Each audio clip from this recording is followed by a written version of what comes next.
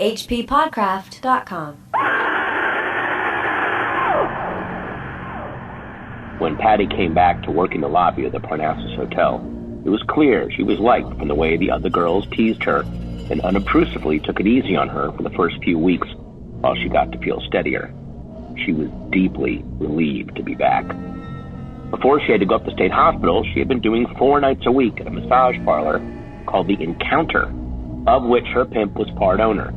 He insisted the parlor beat was like a vacation to her because it was strictly a hand job operation. Physical demands on her were lighter than regular hotel whoring.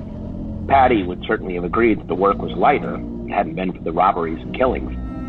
The last of these had been the cause of her breakdown, and though she never admitted it to Pete, her pimp, he had no doubt sensed the truth, for he had let her go back to the Parnassus and told her she could pay him half rate for the next few weeks till she was feeling steady again.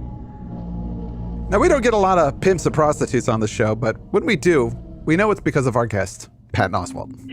Hi, guys. Glad to bring the pimps and prostitutes by. Welcome back to our little hand job operation, hppodcraft.com. Oh, for God's sake. Strange studies of strange stories. I'm Chad Pfeiffer. And I'm Chris Lackey. We're, of course, on Patreon, and this is the free show of the month. We've got the Right Reverend of the Church of Shea with us again, and we're finally covering the Michael Shea classic, Fat Face. So welcome, Patton. Thanks, guys. Thanks for having me back. Always good to talk about Michael Shea. Always. Do you guys know that there's a UK-based clothing store chain called Fat Face? Why do I feel like that's Cockney slang for like a really nice ass? It's like a weird rhyming slang, like you can somehow reverse engineer it. But we're happy to be reunited here to talk more about Michael Shea's Copping Squid. This is the 7th story we've covered from this collection. More importantly, a brand new Michael Shea novel was released by Hippocampus Press on August 20th, H.P. Lovecraft's birthday. The book is Mr. Canny Harm, and Patton, you managed to snag this one early, didn't you? Yeah, I did. I was very, very lucky. I'm friends with Linda Shea, and she sent me an early galley copy, and boy, oh boy, it's a novel from Michael's early days, late 70s, I believe, and it's weirdly semi-autobiographical, especially in terms of who the main character is. In one of the other stories we covered, there was the guy that was working in the cage at the hotel, and this character, it's a different name, a different character, but it's the same job, and I know that Michael had that job for a while in San Francisco. Yeah, the details about the way the cage is set up, how he would bring his typewriter up and write, like it felt like these are all very specific details from his time doing that. It feels very Michael Shea to do that. And I think he also incorporated a lot of his menial labor jobs into his writing as well. You know, being a lumberjack, being a construction worker, all that stuff is also very much part of his stories, part of his horror stories. Yeah, it's got the same feel as a lot of the stories that we've covered of his so far. This was interesting because I think he did a sequel of The Color Out of Space previously, one of his books. Color Out of Time. That's right. Amazing. Now this one is an adaptation or a continuation of Lovecraft's early story, The Hound. What's the deal with this crazy skeletal vampire creature at the end? This story managed to extend that a little bit. It brings that character to San Francisco, the Mission District, in the aftermath of the hippie movement. There actually is a foreword in the book by Linda Shea that tells all about their time they spent there. One of the things she says in that opening is that Michael Shea had moved out there from his native Los Angeles. And the story that we're going to cover today, Fat Face, takes place in Hollywood. It has very much the same feel as the novel. So if you like what we talk about today, you're going to very much like this novel. Yeah, it was very nostalgic for me to read this because I lived in San Francisco the very last time that area of the Mission was seedy and dangerous, but also kind of interesting. I moved away in 95. That's when the tech boom happened, and that entire area has been completely gentrified. It is not the area that he writes about in this story, in this novel, and it's not the area in the story, and it's not the area that I remember encountering when I was there in the early 90s. Similarly, in the story that we're going to cover on the episode today, Fat Face, that Hollywood that he describes is not really as much around as it used to be. Perhaps it's trending back in that direction, but... Yeah, a lot of the areas, it's weird how that, the Hollywood he describes is much more, I'm not saying it's not based in reality, but it's weird how in Fat Face, he describes it in more general terms of they're going up Sunset, they're going into the hills. Whereas in Mr. Canny Harm, it is very specific, almost like to the street corner where they are. Yes. I think anyone writing in Hollywood you know how ephemeral the city is once you've lived here for a little bit. There's no point in writing anything too specific because it'll be completely dated within a couple of years of you writing it. Well, all my fiction based around the Galaxy Theater tossed out. Oh my God, I have a whole bit that takes place at the Galaxy Theater on one of my specials, and it's completely gone. Aww. Oh, the Galaxy Theater. I had a job in the Stephen J. Cannell building there on Hollywood and La Brea, and I had to park under the Galaxy. So I actually took some afternoon naps down in that scummy. Oh my God, that place. Underground. That was the last holdout of the skeezy Hollywood Boulevard theaters. Yeah. And then they're all just gone. It's such a bummer. But what's not a bummer is this great new book, Mr. Candy Harm.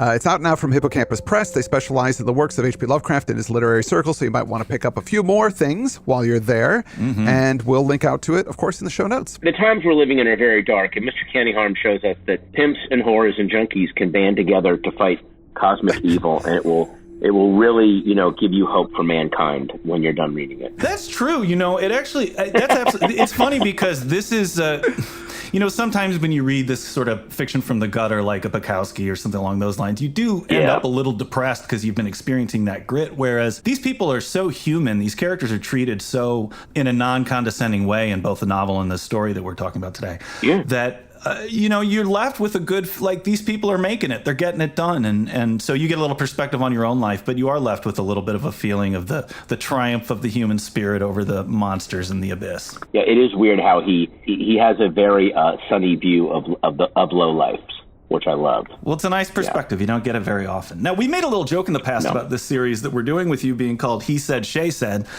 But you are actually doing a podcast right now that's a little more he said, she said, and our listeners should probably tune into it, yeah? Well, yeah, I'm doing a podcast with my wife, Meredith Salinger, called Did You Get My Text? And it is us catching up at the end of the week. Even though we live together, even though we're never very far apart, half the day is spent texting each other. So we are deciphering texts, explaining and arguing about maybe a news item that we've sent each other or a picture that we took out and about or in the house, or just it's just a couple kind of going over text, some of which can come out kind of cryptically, just sort of it's like a review of a week in the life through text, and it's really, really fun. So yeah, that's Did You Get My Text, my new podcast. And do you mind if I plug a couple other podcasts I'm doing? No. Oh man, go for it. Plug away. Sure. Well, I mean, as you know, I'm a huge Michael Shea fan. I think that, this is an expandable franchise.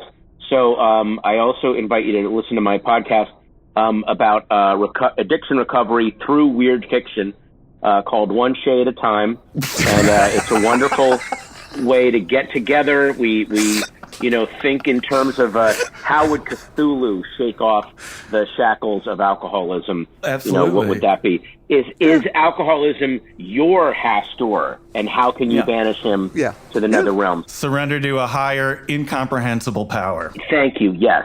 I also have a wonderful sewing and crafting podcast with a weird fiction theme, Needle in a Shea Stack. And that's been very, very popular. We're a lot of non-Euclidean knitting and crocheting. We learned how to knit scarves that don't exactly follow the 3D laws of mathematics and physics. It's a wonderful podcast that we're doing. And then, of course, there's my community action podcast for kids called Shea It Forward. And that is where we try to show people how to give back to the community through the horrors and hopelessness of weird fiction. It's a wonderful... I hope everyone tunes into those, so thank you. Yeah, it's a great cause. Yeah. It's a great cause. I mean, if you like this, keep going with the Shea brand. There's so many podcasts to choose from. It's endless. It really is endless. So. Well, lastly, I just want to mention I've been enjoying the hell out of MODOK, mental organism designed only for killing.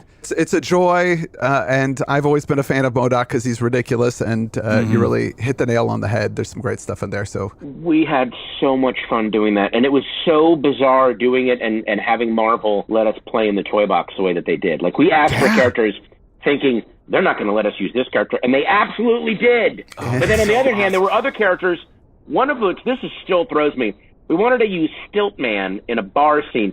Stiltman is like the lowest of the low of the Marvel villains. And they were like, no, you can't use him. And we're like, what? You can't use him. Like, we're going, did Joaquin Phoenix agree to play him in a movie or something? Like, why can we not use Stiltman? So Still, that was it's the very worst. interesting. Man. He just has Stiltman. legs that extend. That's it. That's his whole all- power. It is literally his name is his power. I would really like to see Speedball in something. That's what I've been holding out for. I was a huge Speedball fan in the late 80s.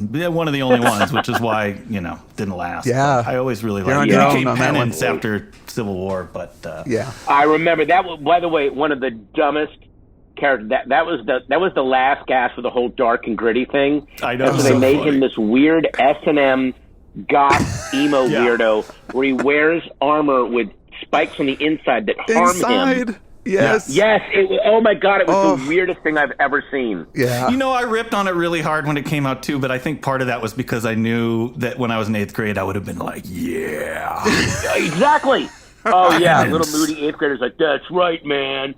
That's how I feel. That's absolutely right. Oh. Yeah, but he was guilty over what transpired over the explosion when He blew Nitro up all those killed all kids, the yeah. school kids. Yeah. So he had to pay penance. That's what it was all. It was deep, man.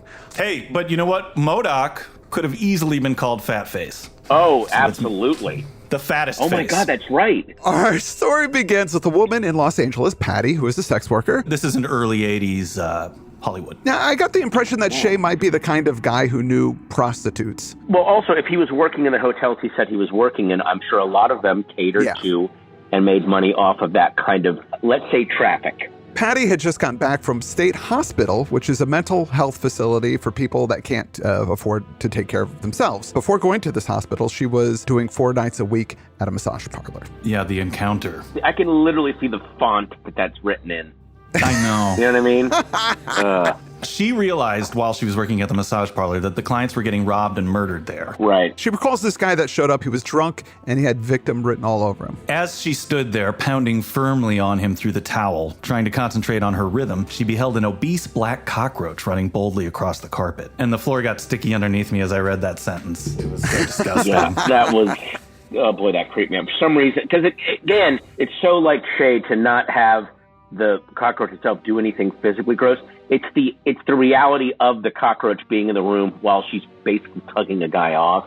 Yeah. Oh, that's just so grim. But she says, too, that Yeah. somehow this cockroach communicated to her that this guy was going to die. There was something like it kind of stopped and gave her this look. It was a bad omen. Yes. And now I wondered, is this...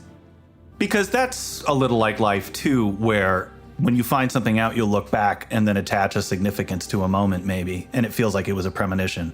Or is she connected and sensitive in some way where this actually happened in maybe there was a supernatural thing here? What do you think it was? Well, I don't know, because very, very shortly thereafter, Shea, I don't want to jump ahead, but Shea describes her, and this really struck me about how kind of indecisive and passive she is. And there's this line about she was very good at adjusting to things that were not nice at all if somebody strong insisted on them.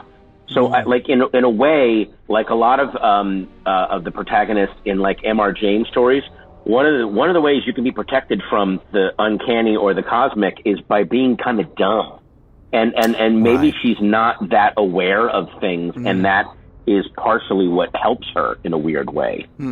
Oh, yeah, very interesting, And, sure. and that line, I think that had I read that when I was younger, I would have thought, oh, poor thing, she's indecisive. Maybe that's gotten her into this situation. But I read that now at middle age much differently because it's something that you realize over time that people just want decisions made for them, whether they're good or bad. Oh. And so somebody who's an idiot can just stand up, and if they make a decision, people will go, okay. It's the Devo line of freedom of choice is what you've got, and freedom from choice is what you want. There's also a subconscious choosing of that because it is a more comfortable and safer way to live. If the push came to shove, she could make a decision, but in her everyday life, like you said, it's so much easier when someone's just telling you what to do. And for some people, that's weirdly comforting. It's like those people that you do in college that they only studied for the test, but as far as making outside connections with the material or doing outside work, they're just like, tell me what I need to repeat on the test and I will do it. And like they studied hard, but they just studied and remembered what they were told to remember, and that's it. And you meet them 20 years later, and they they graduated with a 4.0, but they've never read a book. They've never, they're just not curious about anything. Which translates into a habit of received knowledge rather than cooperative, a hot medium where you're participating in the knowledge that you get. It gets handed down. Exactly. Which is why you start seeing people, they're susceptible to gurus and that kind of thing because they're in the learning habit of having it handed to them. And not searching it out themselves. Well, they're also in the self-comforting habit. Ultimately, they're into where I need comfort, and this gives me comfort to just be told. Yeah. None of this is on me. Now, when Patty reads about her John's death in the paper 3 days later, she loses it, and her pimp has let her return to work at this hotel, the Parnassus. I see that there's a Parnassus hotel in Cancun, but not one in L.A. Yeah, I don't think that there was ever a Parnassus, because that is such a great name for a hotel. I would have remembered or heard about the Parnassus Hotel. What a great name. It's a mountain in Greece that was supposedly in mythology where the muses lived. They talk about how in the window, it's almost like a red light district Amsterdam thing where you can see all the girls in the hotel windows. So I think the idea is that they look like muses. Maybe that's what I would guess at. This is where this thing came from. Oh, I like that. But definitely these hotels are still around, maybe more so downtown than Hollywood now, but it says the big dowdy Parnassus, uptown in the 40s, now in the porno heartland of Hollywood. And it's that porno heartland that isn't really there anymore. Oh, yeah. Oh, that's all gone. Yeah. I mean, weirdly enough, Hollywood Boulevard from Highland on west is very Disneyfied. And then further down, it's these actually kind of wonderful, vibrant ethnic neighborhoods, Thai Town and Little Armenia.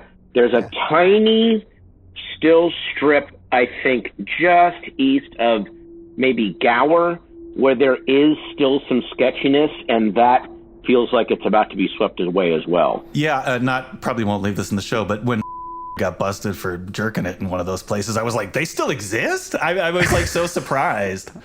I thought he got busted at that place, the Tomcat on Santa Monica. There is one porno theater, and it kind of bums me out because they used to have a marquee and they would put their porno titles up there, so you drive by and say, Marines Don't Kiss and Hispanic Mechanic, and now that's all gone. 6 gays, 7 nights. I saw that billboard there, and I was fun. The other girls called Patty hometown because she was from a small town in Central California and also would make small talk and be friendly with the guys at the drugstore and at the coffee shop, saying things like, they sure got you working hard, don't they? She's just kind of a real friendly, nice person. And she's described as a vamp-eyed brunette in her 20s. These countertops, these adolescent guys who work at these places just sort of play along with her, but they don't really participate in this Hollywood neighborhood fantasy that she has. No, not at all. And in a weird way, you could almost say, is this woman lethally friendly, to her disadvantage? Right. Sometimes that kind of sunny innocence, because people that are so used to seeing ugliness all day, if you're something kind of sunny and upbeat, they will protect that. They don't want that to go away. That was one of the reasons that the Kelly girls were the ones who helped to settle the West, because there were these nice young girls that they sent out West to work as waitresses in these restaurants to get, and the townspeople, because they were so used to everything being ugly and gross, are like, hey, there's this really nice, and then they would get really, if anyone tried to mess with them, they would just shut that down immediatally. Interesting. Oh. Yeah, the Kelly girls. I've never read about that before. I'm going to check that out. It's the most un-H.P. Lovecraft thing I could have brought up, but Thank you. It's still, but it's a fascinating story. Anyway, back to the story. Now, there's this guy across the street that she's interested in, and the girls call him Fat Face. He works in a tall building across from the hotel. There's a window, and he is on the 4th floor office. The girls would laugh for hours about what seemed to be this guy's 2 businesses. The only businesses in the building, a hydrotherapy clinic and a pet refuge. For anyone outside of the mythos, that's like, oh, that's a kooky Hollywood neighborhood. But in our minds, we're immediately like, okay, wait a minute. Grist for the mill, sacrifices, some kind of the intimate, you already start making connections. It's really fun when you see those two things. What made the comedy irresistible was that sometimes the clients, the two services, arrived together. The hydrotherapy patients were a waddling pachydermist lot, skimping on bulky orthopedic boots, their wobbly bulks rippling in roomy jumpsuits or bib overalls. And, as if these hulks required an added touch, they sometimes came with cats and dogs in tow. These beasts' wails and struggles against their leashes or carrying cages made it plain that they were strays, not pets. The misshapen captors' fleshy, stolid faces, as if oblivious to the thrashings of the beasts, added that last note of slapstick to the spectacle. We know what these blobby-shaped humans are under their tracksuits and bib overalls. We already know. I think we covered a story where they mentioned, these guys were the assistants at the battery. In that story, the battery that we covered, They came in at the end, and they had on their overalls, and they were these big guys. So this, referencing that story, if we remember that earlier, that we can deduce that these guys might be Shoggoths. If Shoggoths wanted to disguise themselves among the population, they wouldn't need to do that many, because no one really pays attention to things, especially in Hollywood. They're just like, oh, look at these goofy fat people, ha ha ha. That kind of, you know more than the reader, which I love. Now, it seems a lot of his patients actually worked for him, because these bulky people would be seen driving vans with the Pet Rescue logo on them. The girls and the pimps would make jokes about Fatface and his clients having orgies that involved oiled up goiter rubbing and water orgies. But I know, I remember oh God, that phrase, goiter rubbing. Oh God. But Patty, she didn't like to make fun of the guy. She liked him. Patty has this fantasy that, maybe he's got a long dead wife, he's lonely, and she could go up there and ravish him for free. He'd be so grateful. It's sort of a little kindness that she fantasizes about. Now, Patty's friends with another sex worker, Sherry, who seems to be kind of the fun, drunk party girl. They're out drinking, and Patty does a little passive-aggressive, you know what you should do, Sherry? You should go up and have sex with Fatface, right? And Sherry says he's so fat it'd be like lubing a hill, which leads to Patty's best line, so what are you saying? You only trick superstars? So what if he's fat?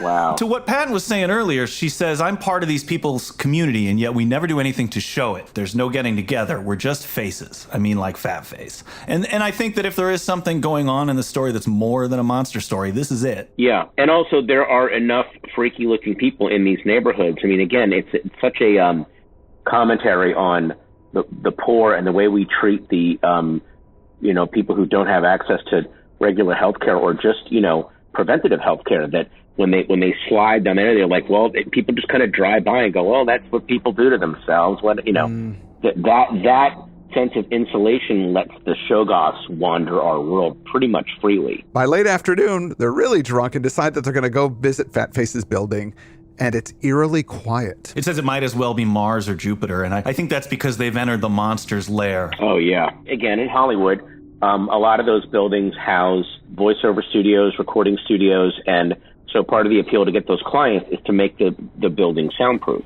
Right. Because that's part of the world, the industry of illusion.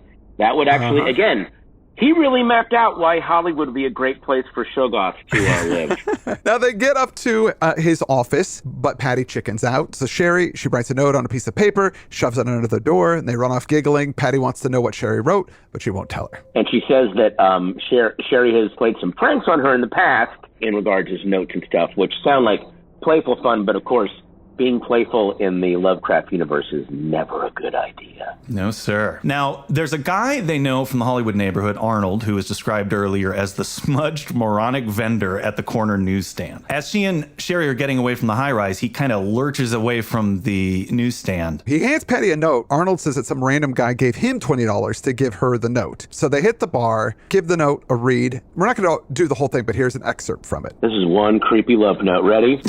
Dear girls, how does a Shoggoth lord go wooing? You do not even guess enough to ask. Then let it be asked and answered for you. As it is written, the Shoggoth lord stumbleth unto his beloved. Lo, he cometh heavily unto her upon alien feet. From the sunless sea, from under the mountains of ice, cometh the mighty Shoggoth lord unto her. And then he goes on to say that Shoggoth lords are limber now, supremest of polymorphs. Then there's a little poem. He adds a little poem. You ready? Yeah. This should be nice. Come on, all poems are nice, right? This won't be creepy at all. For even star spawn may grow weak, while what has been its slave gains strength. Even star spawn's will may break, while slaves feed on their lords at length. Good boy. I was like, let's see Richard Marx set that to music. We know as Lovecraft nerds that Shoggoths are formless protoplasmic creatures that were slaves to elder things from before mankind. Maybe humans have evolved from them. But this little love letter suggests that Shoggoths have turned the tables on their earlier masters, and they're also romantic. Well, in his mind, that is a thing that would make a woman go, hey, like, nice. Alien feet. Yeah, it says they crave their lovers to be fat with panic and full of the psychic juices of despair. The Shoggoth Lord pipes to her bold, seductive lyrics like, my scalding flesh will be your gown, and agony your bridal song. The letter freaks the girls out, as it should, and they decide they're going to have a sleepover to stay safe. The next day over breakfast, unfortunately, Sherry's pimp shows up and carts her off, so Patty's left alone. Patty goes back to the Parnassus, gets some Coke, a donut, and then roams around most of the day going to the movies. She decides that, she's a little upset about this, so she's going to go ahead and hang out with her friend, Sherry, even though she did a multiple trick and got beat up by her pimp and isn't feeling very well, but she comes to crash in on her anyway. Now, when she gets there, she hears noises and thinks that Sherry might have a trick with her.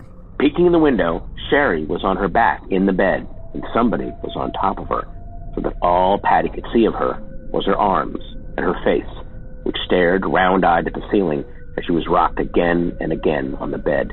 Patty viewed that surging, grappling labor for 2 instants, no more, and retreated, almost staggering, in a primitive reflex of shame more deep-lying in her than any of the sophistications of her adult professional life. Now, Patty waits outside for some time at a nearby bar, and then she comes back and finds the trick is gone and something horrible's happened. There is a terrible carrion smell, a smell of death, and when she gets the courage to look in the bedroom, it's pretty gruesome. Sherry was in the room. She lay on the floor, mostly under the bed, only her head and shoulders protruding, her face to the ceiling. There was no misreading its now frozen look. It was a face wherein the recognition of absolute pain and fear had dawned, even as death arrived. Dead she surely was. Living muscles did not achieve that utter fixity. Tears jumped up in Patty's eyes. She staggered into the living room, fell on the couch, and wept. Oh, Jesus, God, she said again, softly, now. Sherry would not at least lie half thrust from sight like a broken toy.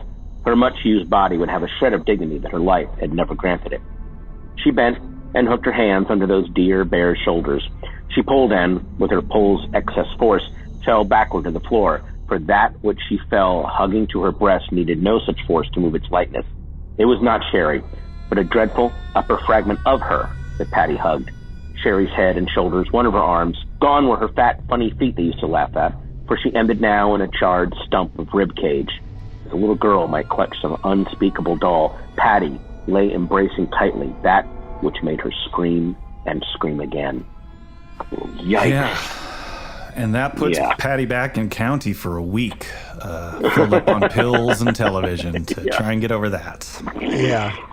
While she's there, she calls the detectives in that are working on the case every day, but they have nothing new about Sherry's murderer. What she found was all there was to be found. Apparently the rest of the body was dissolved in some kind of acid, they're saying to her. After Patty gets out of county, she makes her way back to the Parnassus, and she gets a room in the hotel and has crazy dreams where she is the heart and mind of the city with all these worms or jellyfish creeping through her.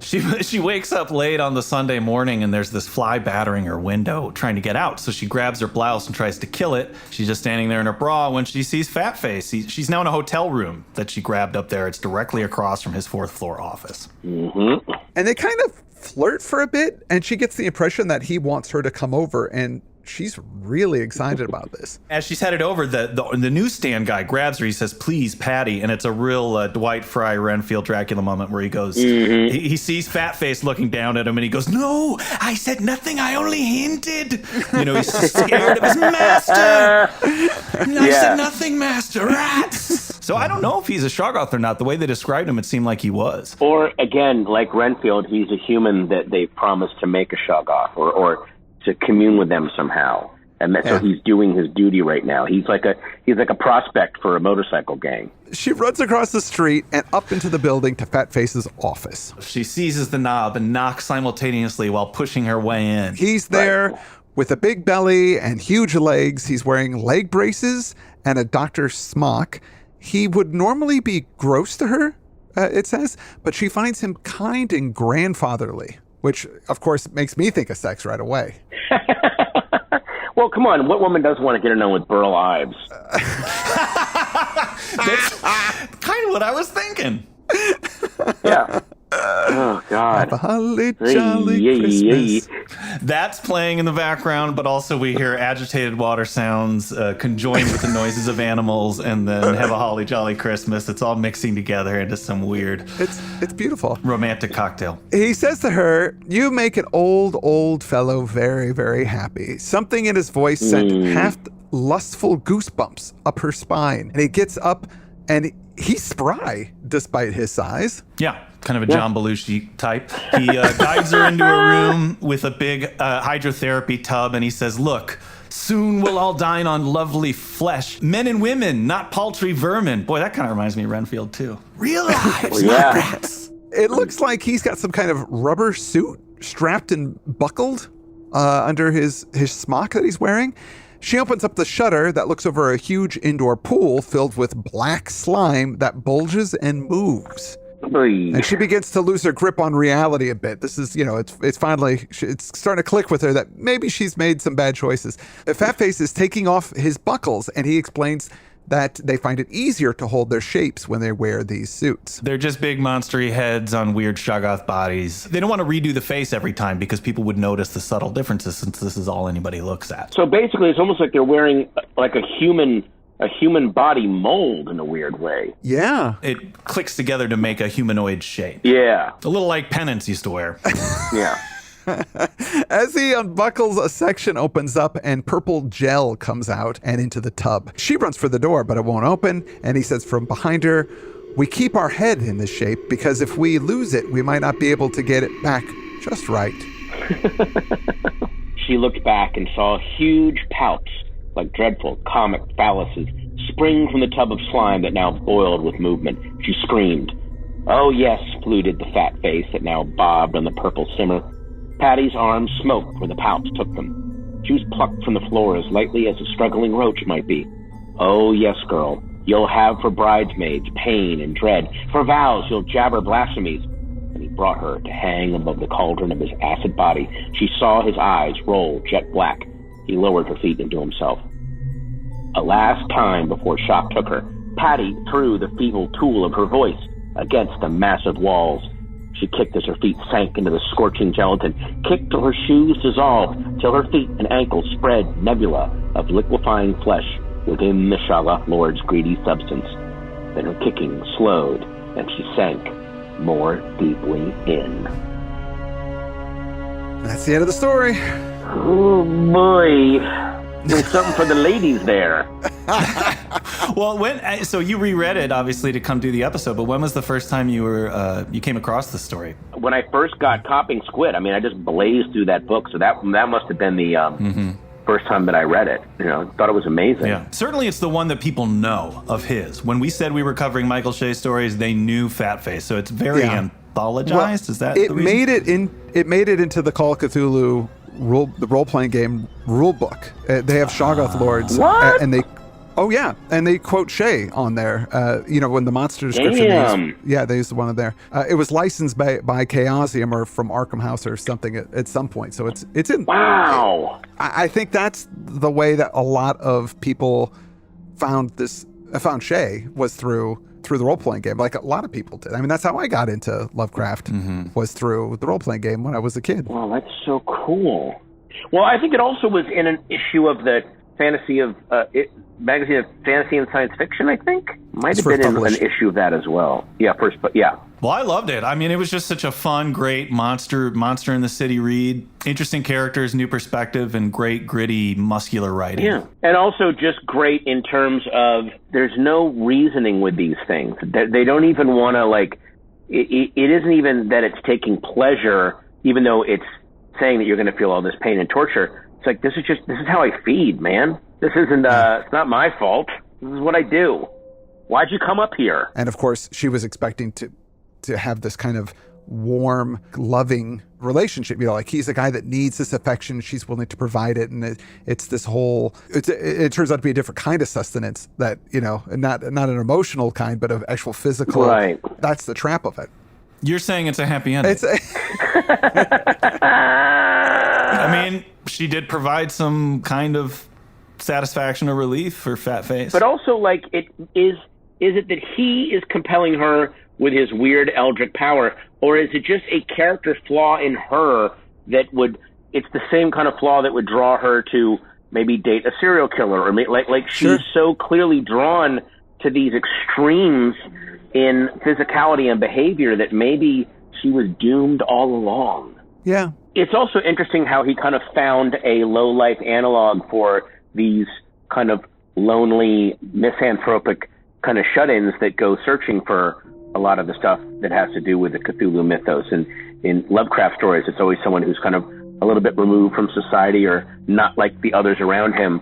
And so he just found that's equivalent of who else gets ignored these days. And part of their commerce is based on partially being invisible and being able to slip through the cracks. Her. And that also kind of dooms her. It's really sad. Yeah. This was fantastic, guys. Thank you so much. Thank you so much for coming on once again, and I'm glad. There's another little story, I think, from the Copying Squid we have left to cover, but we'll do that another time. It's so fun to have you on, and as always, we want to get people reading Michael Shea. The new book is out. It's called Mr. Candyhair. It's fantastic, from Hippocampus Press. I'm so happy I got to join you again on the H.P. Lovecraft Literary Podcast. Thanks, guys. See you soon.